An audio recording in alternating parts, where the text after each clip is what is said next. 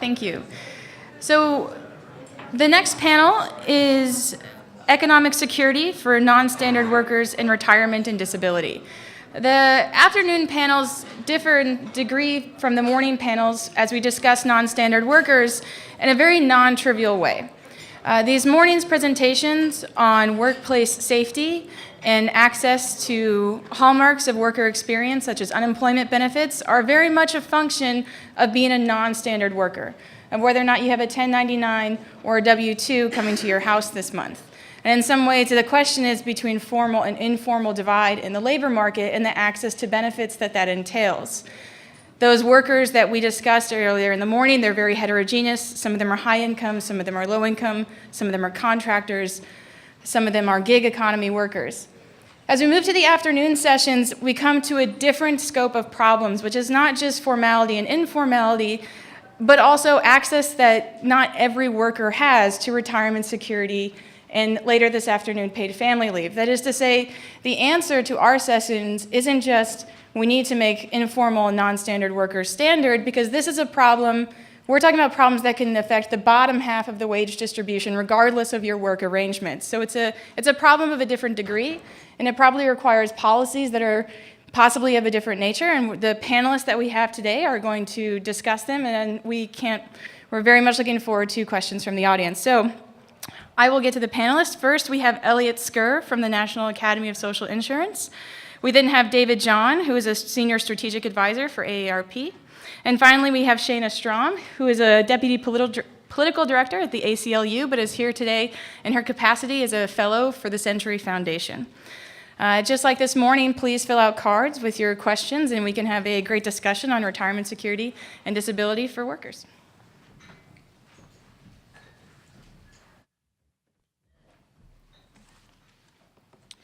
Thanks, Catherine. So I'm going to talk about Social Security's role in disability and retirement protections for independent contractors. Social Security plays a unique role in the financial lives of independent contractors, in particular as a special class of worker in the non-standard workforce. As we heard this morning in David Weil's presentation, when firms use the labor of independent contractors instead of employees, some of the costs of protecting against certain risks are shifted from the employer to the independent worker, to the individual worker, the independent contractor. So on this panel, we're focusing on two of those risks, the risks of loss of income due to retirement and due to disability.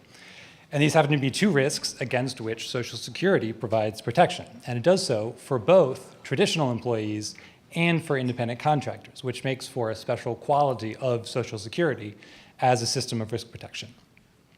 But just because independent contractors receive some protection against these risks from Social Security doesn't mean that disability and retirement protections overall are immune from some of the macro trends of cost shifts to independent contractors.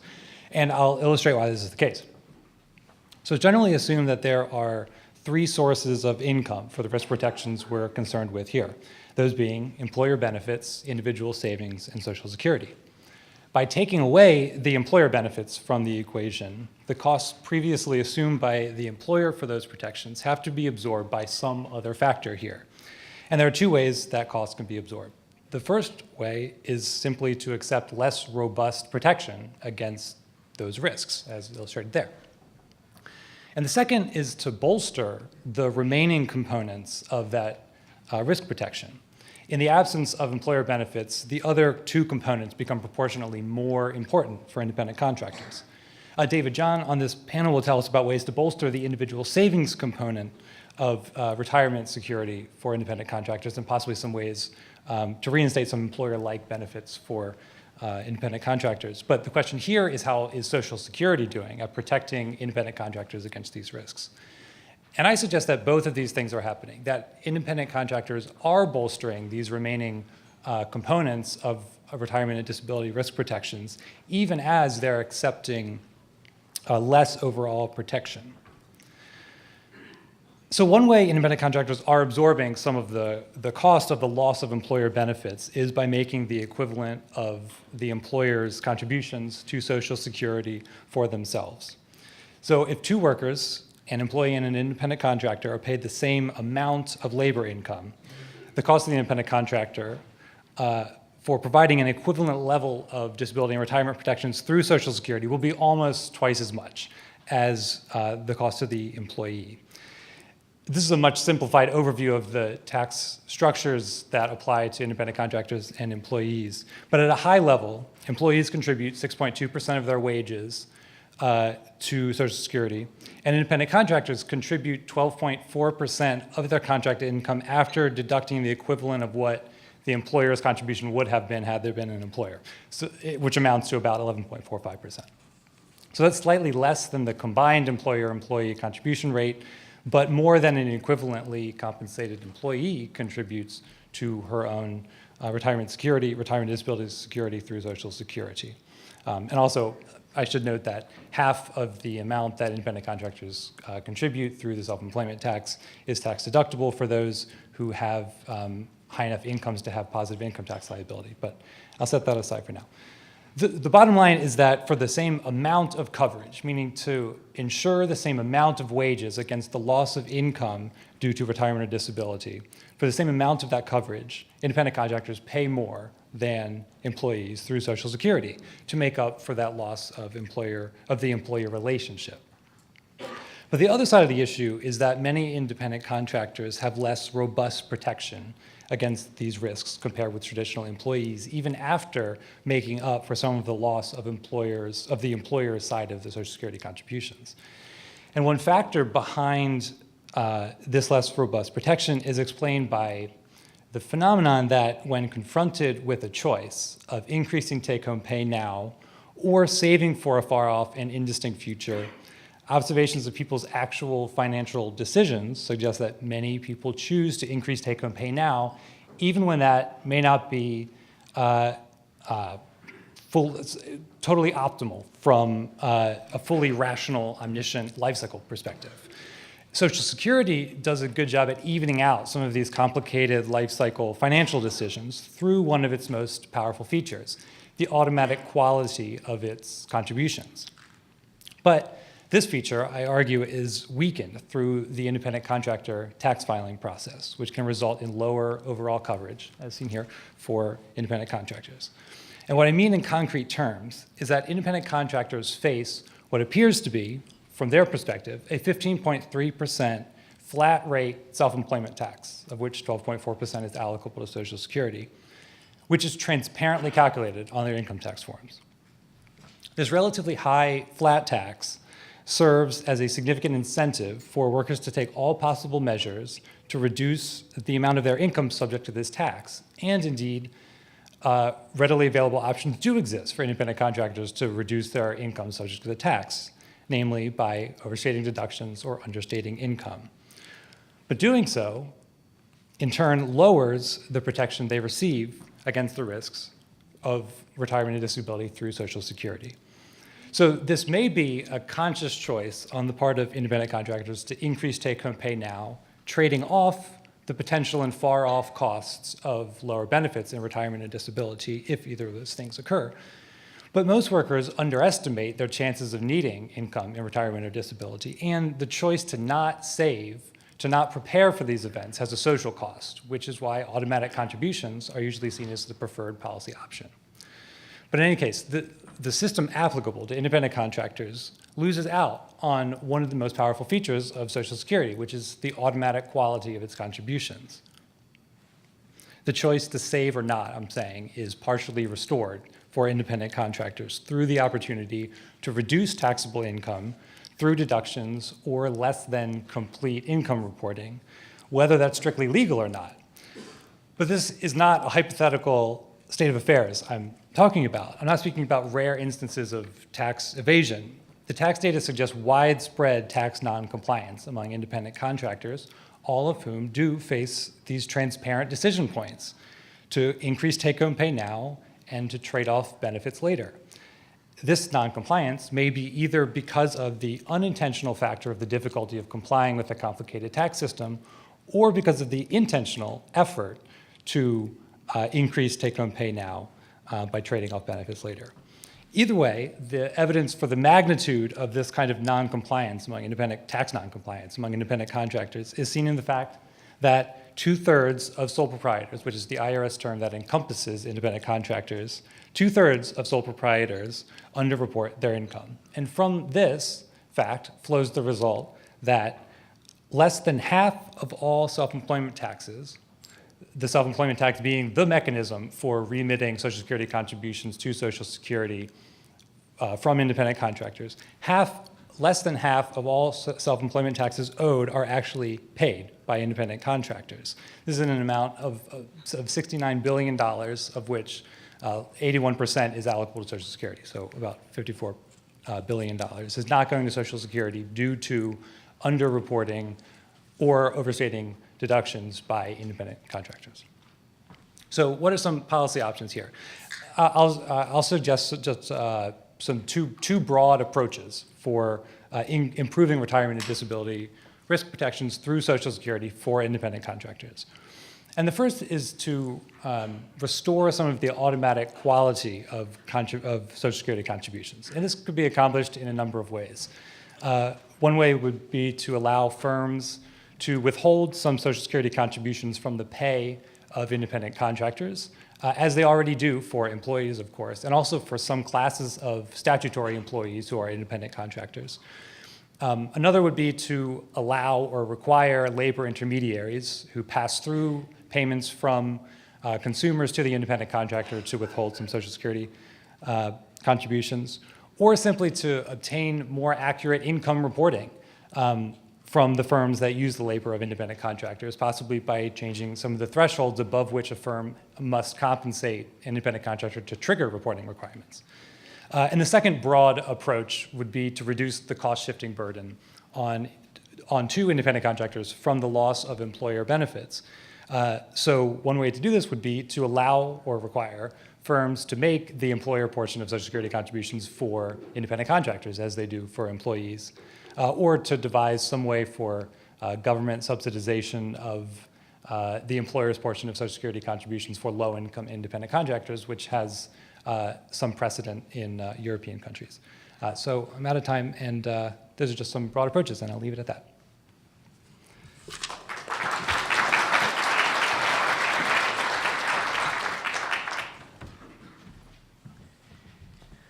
Well, thanks to the Academy for expanding the topics of these conferences. This should be actually kind of fun here. Now, this may be the only slide that you can read because we discovered that when we transferred them, yes, can you read that? Oh, it's not as dark as I thought. All right, I'm the one who can't read it. So first off, very quickly, as a reminder, we're talking about a very heterogeneous population here. This is not one particular group. As you heard this morning from BLS and the various other speakers, we're not even quite sure how large this is, but we know that it is a rather significant one. One key question or one key point here is that this is not just a U.S. problem. Zurich, which is one of the big insurance companies in the UK, has just done a rather interesting report in what all of this means for contingent workers in the UK, and the answer is that it's rather substantial, that if a contingent worker was actually covered by their retirement savings plan, which is a mandatory opt-out plan, workers might have as much between 75 and 100,000 pounds of retirement savings, as opposed to the average, which is close to zero. Next, we go to the situation. We go to nothing. I hate PowerPoint. There we are. I still hate PowerPoint, even if it does work. On the average, a contingent worker earns somewhat less than your average worker would be in a traditional arrangement. It was very kind of NPR to do slides and do a survey just as I was preparing this talk. I appreciate that. I do pay my monthly premium there. But they found in their situation that about 32% of people that they surveyed say that they have some sort of a retirement benefit. These are contingent workers.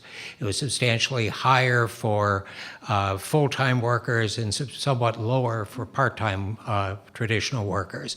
Now, this is not acceptable no matter what, but it is at least better than some of the details that we've come up with.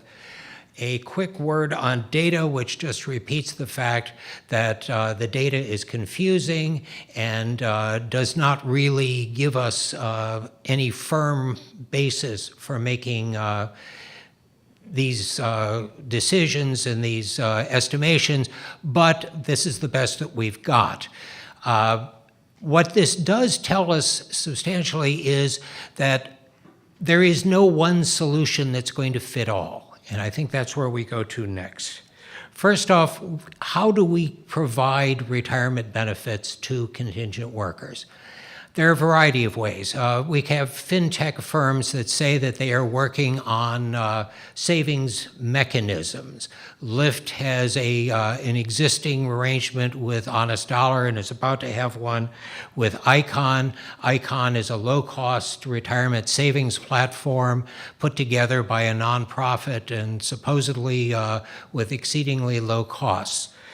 We have Digit, which analyzes your spending and sweeps money into savings. The only problem is it doesn't sweep it into retirement savings.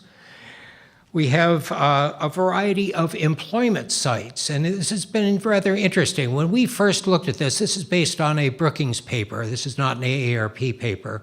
But when we first looked at this 2 years ago, we went to a variety of sites that helped employers connect with contingent workers. And at that point, we found 2 or 3 which actually offered retirement benefits as part of the package, that if you were a worker who signed up, they would arrange for you to have health benefits, retirement benefits, and a variety of other things. When I went back to those same websites, which include the Freelancers Union, there were none. No retirement benefits. The Freelancers Union does have a notation of retirement benefits, but unlike the other types of benefits, it's not something that you can click on. So it is possible to produce this sort of thing, but it is not there at the moment. The fintech world has the advantage that it is not tied to the existing infrastructure. And that's rather crucial because that does allow people to save for a variety of purposes at once. We talked to one fintech provider a few weeks ago that actually has a patent almost finished on a mechanism that allows you to designate a wide variety of different retirement or non-retirement goals, and that it will automatically sweep parts of your pay into that as you receive it. And you can set it so it sweeps any deposit, or you can set it so it only sweeps money once you've reached a certain minimum deposit, or a variety of things in between. Now, this is actually very helpful and very useful. It is very useful for the group of the economy who uses electronic devices. It is not useful for various people who are, say, closer to the edge of sustainability in their pay, or for people who are perhaps older and don't have quite the same connection to the digital world. And of course, you have to have a retirement account. And once you have a retirement account, there are certain types of limits and legal challenges that start to fall into place here. That can be and has been a problem. So instead of that, we're trying to figure out, well, what can we do? And here's where we go into the fantasy portion of the program, but it's not totally fantasy. We're looking at something called an employer. We also looked at incremental changes like the states and various tax law changes and things like that. I'll refer you to the paper for those. We do know that some of the state-sponsored plans are looking at adding contingent workers, but they haven't to this date. So we then went to the employer-facilitated plan. An employer-facilitated plan differs from an employer-sponsored plan because the individual has one account that goes with them from place to place, and it applies regardless of whether they're a temporary worker, a contingent worker, or a traditional worker. This would be universal. The employer would have to offer something or other, but it is structured in such a way that the employer still has some ability to decide what they want to structure. So I have an account. I get the account. I'm going to ignore slides for the moment. There. I have the account. I get this account when I first go to work. Anytime I go to an employer, I give them 3 data points. Data point number 1 is my Social Security number. Number 2 is my checking account number or my transaction account information. And number 3 is my retirement account information. My account has a constant investment platform for there. We would assume for this day and time a target date fund. That will remain constant regardless of which employer I go to. If I go to an employer who has decided that they must offer a 401k plan to attract and keep the workforce that they want, my account becomes a 401k account, and it has the 401k account investment levels, the contribution levels. It is allowed to receive matches from the employer, et cetera. If I go to an employer that doesn't offer anything, then it becomes something similar to an automatic IRA, which is a payroll deduction IRA, automatic enrollment, et cetera. And in this case, it has IRA contribution limits. It has obviously no employer contribution under most situations. I keep that account with me from place to place. The fact that I am a contingent worker has absolutely no effect on the fact that I am saving for retirement from the day I go to work until the day I retire. I have one account, so I'm not losing it. I can collect employer contributions if my employer chooses to offer them. I have one set of withdrawal options, which realistically we would think would be somewhat similar to those of the 401k account, but it allows me to recognize that any career is going to be transitory. Any job is going to be transitory, voluntarily or otherwise, and that for that reason, we need to have a mechanism that can adopt the current system rather than replacing it into a way of providing me with the kind of retirement security that I need, and also to make sure that future taxpayers don't find themselves subsidizing me because I was unable through the current mechanisms to come up with an appropriate way to save for retirement. Yes, an individual can go out and open an IRA at any time they want to, but they don't. Roughly 1 in 20 actually does. This is obviously something that doesn't exist, but it's something that could. Thank you.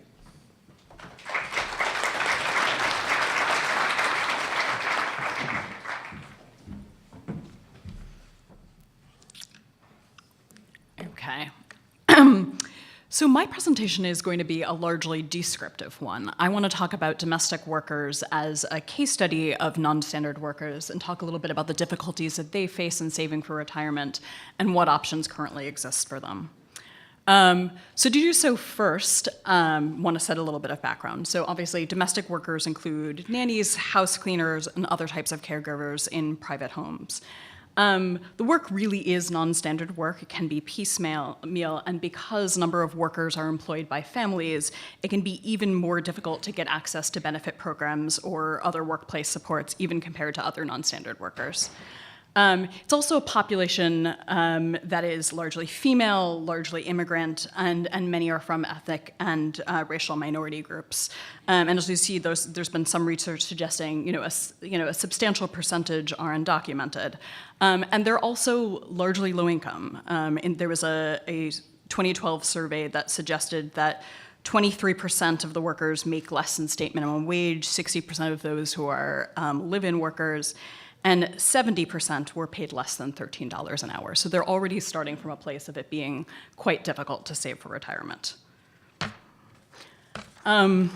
So what does that mean they actually face in terms of saving for retirement? Well, again, there are limited studies on this population, but the studies that exist suggest that very few have access to a retirement plan through work, less than 2% in one study. And that while there is some evidence that people are realize they want to retire at some point and say that they want to retire, they don't actually have concrete retirement plans. To make it even more difficult, while domestic work is largely W-2 work, many are paid as 1099 workers or even under the table, and that is in part then reflected in the fact that very few of them have access to Social Security. Less than 9% of the workers in one survey worked for employers who contributed to Social Security. And as you might expect, this is also a reflection of broader trends for low-income people, for women, and for people of color.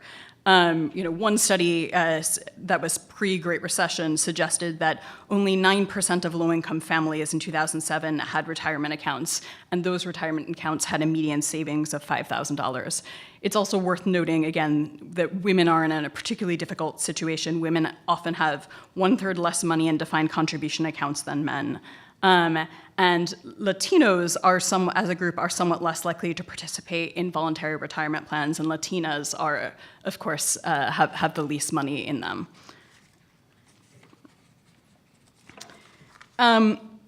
All that said, low-income workers can in fact save for retirement if they're given the right incentives to do so. So I want to highlight two studies here that were particularly seminal in indicating this.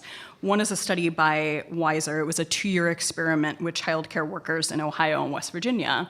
Weiser set the workers up with I-bonds and then provided what was meant to simulate a 50% governmental match, but it was, of course, Weiser giving the money. And they found that, on average, participants put aside $767 of savings on their own and then got $383 in match savings over the course of the program. And when you talk to the participants about why they were able to save, an amount that was actually a fairly significant amount for them given their low incomes, they suggested that the match really was a very huge incentive for them. Similarly, there's a Esther Duflo paper that did a large randomized experiment through H&R Block, where there were H&R Block offices in low and moderate income areas that each gave different amounts of matches to IRA contributions. So there was a 50% match, a 20% match, and a 0% match. And what you can see is, again, the match had a significant impact in terms of both take-up rates and average contribution levels. And all of this is an attempt to say, again, even among fairly low-income populations, people are able to save for retirement. They just need the right incentives. So what does that mean then when you look at domestic workers particularly? So I'm going to separate the options into two categories, and that's options for workers who pay taxes and workers who do not pay taxes. And obviously, part of what we're talking about here is whether workers are documented or not, but as I'm sure folks know, lots of undocumented people do in fact pay taxes, and part of that is also a reflection of the fact that people are hoping that if there's comprehensive immigration reform, having paid taxes, being up to date on their taxes will make it more likely that people will be able to benefit from them. But if you do not pay taxes, obviously your ability to benefit from traditional retirement programs is more limited. So to talk first about workers who pay taxes, again, this is for a very low-income population. Previously we would have said that the best option for this group would have been the MyRA program established by the Obama administration. Unfortunately, that is no longer an option. And so what there is more limited. So there are, you can do Series I savings bonds, a fairly safe savings vehicle at least, but it's not one that allows you to take a saver's credit. You could take advantage of just private sector IRAs, if people are not, again, because this is a population that largely doesn't have access to 401ks, and then you can take the saver's credit. But of course, there may be some rest of the principal. They're not necessarily tailored to low-income populations. And then in certain cases, especially to the extent that domestic workers are a part of an association or an organizing group that can help organize this, there's the potential to use MEPs. It's more complicated. And then again, Social Security, if you're not undocumented, Social Security is obviously largely inaccessible for undocumented workers. For domestic workers who do not pay taxes, the situation is much more complicated. There really aren't a lot of very good options. Anything that helps people to save money when they're older could be considered a way to save for retirement. But even things that are not retirement vehicles, something like IDAs or I-bonds, require having a bank account and an ITIN. And that's really hard if you're living in the cash. So it's very hard if you're living in the cash economy.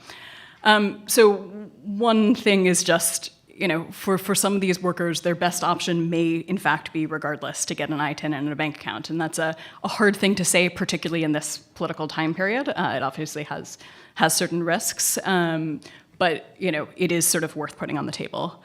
To the extent that you really do have someone living fully in the cash economy, again, options are quite limited. One option is lending circles. It's an option that is sort of used fairly frequently in the developing world. There are some lending circles in the United States that are fairly informal and don't require a bank account and an ITIN. In that case, they're often to get money for a specific purchase, like a down payment on a house that's also meant to serve as a retirement asset. And those can be helpful. Another option, although it is not without its own difficulties, is to take advantage of exchange rates and retire someplace where money goes further. And again, I don't say that lightly because that is a very, very complicated thing to do on a number of levels. But there are financial programs, including remittance-backed programs, that make it easier to retire in your country of origin. So for example, Mexico, the Philippines, Colombia, and Burkina Faso have mortgage programs that allow people to purchase homes in their country of origin, even without having to return to the country. The Philippines offers banking products, including loans for cars, appliances, and reintegration to the country. There's also a program called Flexi Funds that's available to overseas Filipino workers who are part of the Philippines social security system and want to save additional money for retirement. And Morocco, Mexico, and Philippines have healthcare programs for diaspora residents or overseas workers who return home temporarily or permanently. So none of these programs are retirement programs, but by reducing the cost of living as an older returnee, they can make it easier to retire. As I mentioned, it's not a trivial decision to go someplace new or to go back to a country of origin, particularly if you've been living in the United States for a long time. That's particularly the case for undocumented workers who may have children in the United States and risk, at least it being much more difficult to see them. And even for people who are happy to move back home, many can be surprised that how difficult it is to return and integrate after a long time abroad. And so one thing to think about for workers who are thinking about how they retire and thinking that their only option may be to go back home is the extent to which it's worth preparing for that beforehand, whether that's about maintaining relationships in the place where they intend to go back to, or doing things like trying to buy a house in advance so they have somewhere to return. So as in sum, the options really are pretty difficult for this population. There aren't a lot of good things on the table. Some of that, again, is living in a cash economy, which makes it more difficult to access benefits. Some of it is a result of being low income. And for a percentage of the population, a lot of it is about being undocumented. But there are options, and they're certainly worth considering for people who are trying to figure out how to retire. Thanks.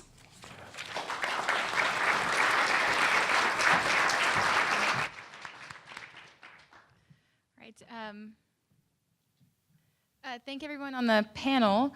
If you have questions, please put them on the cards, and Alexandra will come by and collect them. But in the meantime, I have a question for the panel about non-standard workers and non-standard work arrangements. Retirement security definitely stands out of all the risk that we're discussing across the kind of 4 policy panels today, and that it's an extremely long risk. But non-standard work arrangements are also, as we learned this morning, a feature of their contracts is they tend to be extremely short contracts, right? They could be the length of the dog walker that you requested on the app, the babysitter that's there for the evening, or the Uber driver that takes you to the airport.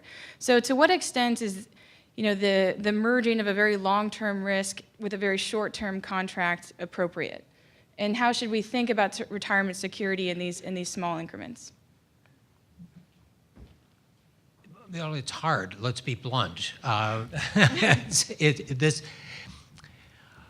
Because so many of these arrangements are temporary, and if you look at the NPR Marist poll, you see a substantial number of people there also who are looking for a permanent position and often not finding one there. If you don't have some sort of a vehicle that goes with you, and hypothetically that could be an additional savings mechanism attached to a certain government program we all know and love, or it could be an IRA that goes with you or something along that line, you're going to reach retirement with a whole bunch of different accounts, most of which have either been emptied down to zero by fees or you've lost. So there has to be some sort of a mechanism in there to enable you to connect those and move them in from place to place. Now, this doesn't have to be a huge amount of money. An individual could hypothetically use something like the I-bond or the late and lamented MyRA or something along that line to produce a certain amount of income that would allow them to just delay taking Social Security for a period of time. And because they've delayed, of course, their Social Security benefits have gone up. But there has to be some sort of a mechanism that continues, and you have to recognize the fact that life happens between now and retirement, and inevitably those funds probably need to be accessed regardless of any sort of a tax penalty or the like, at some point or another. So this is not going to be an easy thing, but the worst possible outcome for this would be to have somebody who is a contingent worker or a partially contingent worker reach age 65, 66, 67, whatever, with no savings and only depending on a Social Security check. Yeah,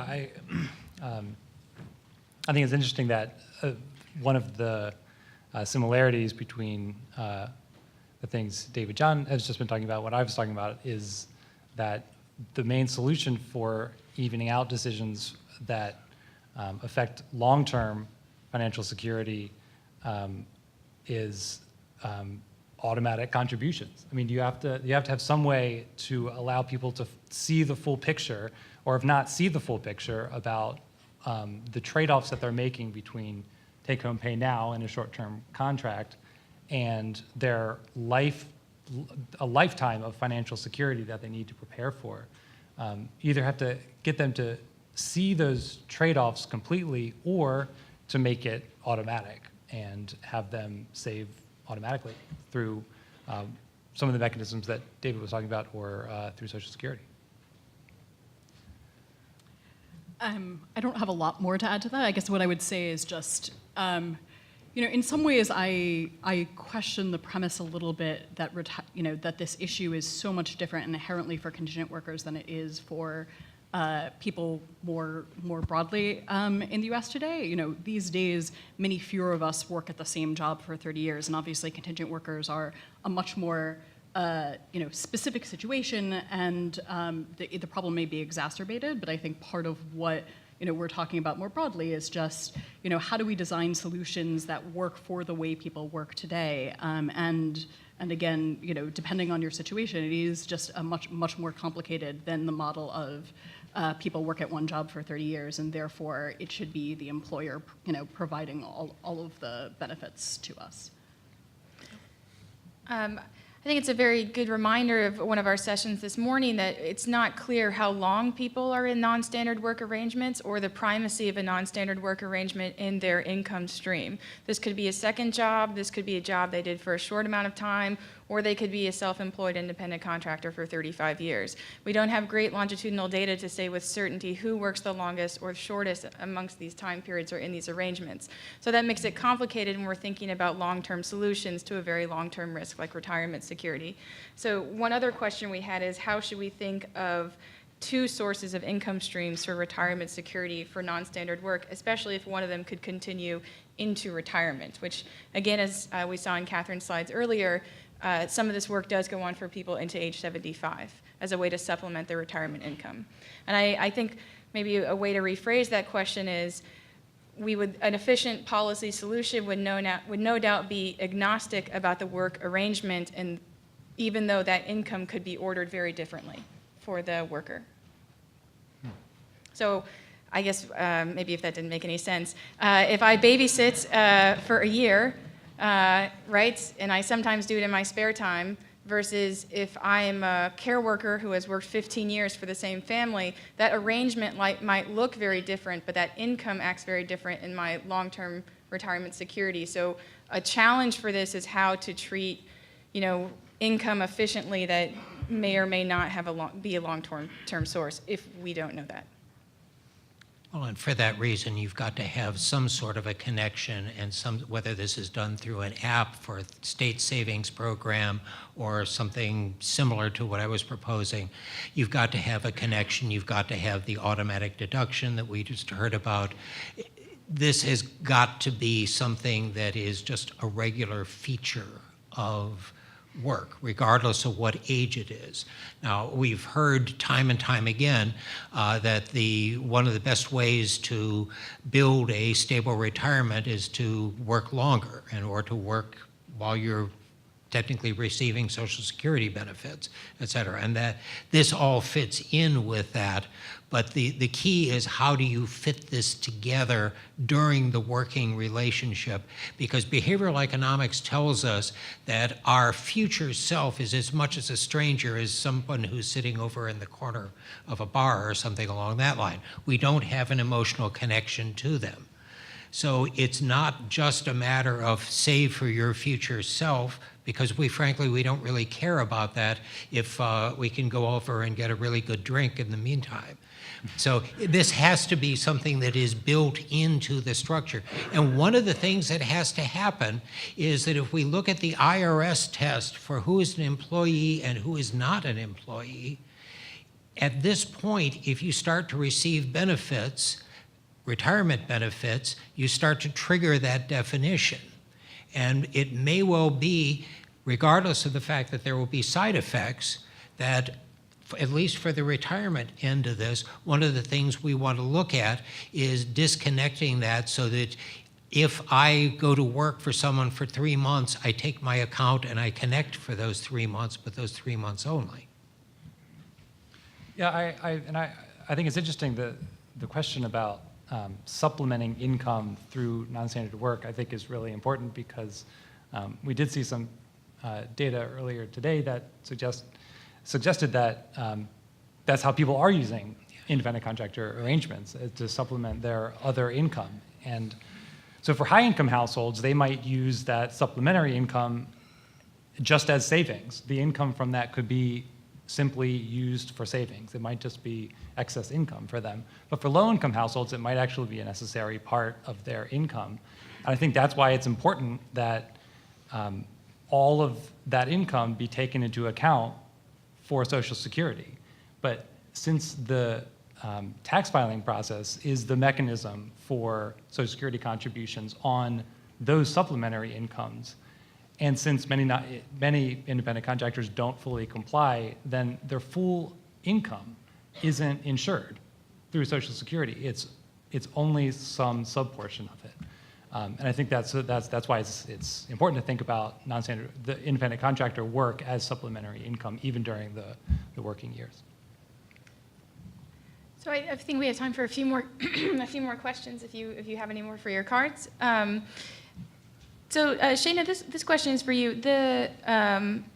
The goal is often to encourage savings on the front end for workers of all stripes, non-standard, low wage, mid-wage. We would like people to save more. And although we have identified several mechanisms for doing that, like tax preference and matching contributions, one problem that remains very large over all of this is leaking. And that however much we can get people to save, we cannot get them to keep that amount in savings. So can you talk about, in particular for domestic workers, why this would be maybe a larger issue? Yeah, I definitely think there is a real risk of leakage. I mean, obviously, with any population where people are struggling economically, the chance that people feel like they need the resources now and therefore they cannot wait till they retire is a bigger problem. And there's some studies that suggest that, with the domestic worker population in particular, that because of certain kinds of norms about wanting to take care of family and stuff like that, it's even, the risk of leakage is even higher. So, I think it's the kind of thing where you're never going to mitigate the problem altogether. Certainly financial education can help. And, part of what you're trying to do is just get people to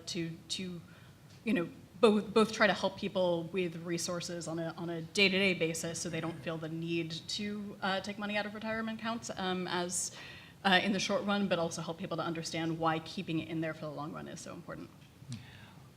We did a paper, there's an NBER paper that will be coming out eventually. It was the subject of a Brookings conference in late October of last year, looking at something called an automatic rainy day savings account, which would provide workers with a parallel account to a retirement account that would allow them to access that for emergencies, and then hopefully they would not necessarily have to access longer term.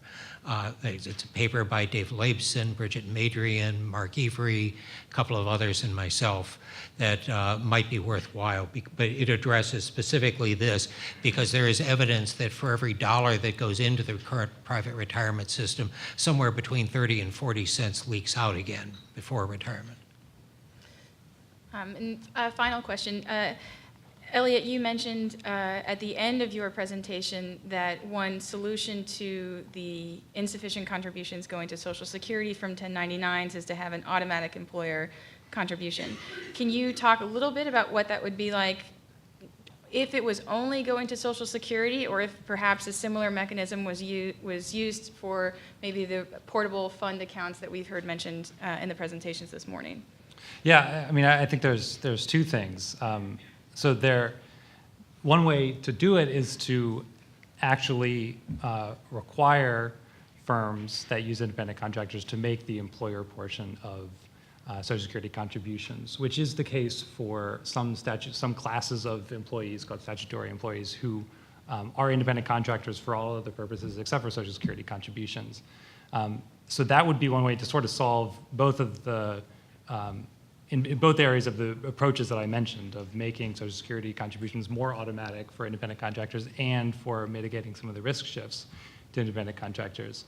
And then the other side is to not require or allow firms that use independent contractors to make contributions for them, but just simply to withhold 15.3% from the amount that they pay to independent contractors for the purposes of Social Security contributions.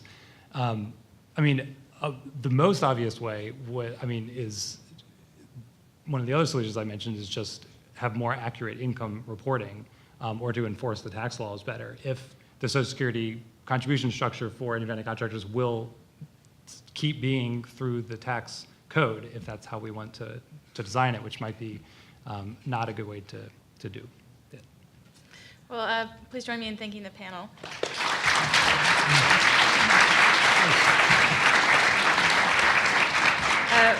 We now have a short 10-minute break, and we'll return at 3:05 to talk about the risk of caregiving and paid leave for non-standard workers. So 10 minutes, thank you.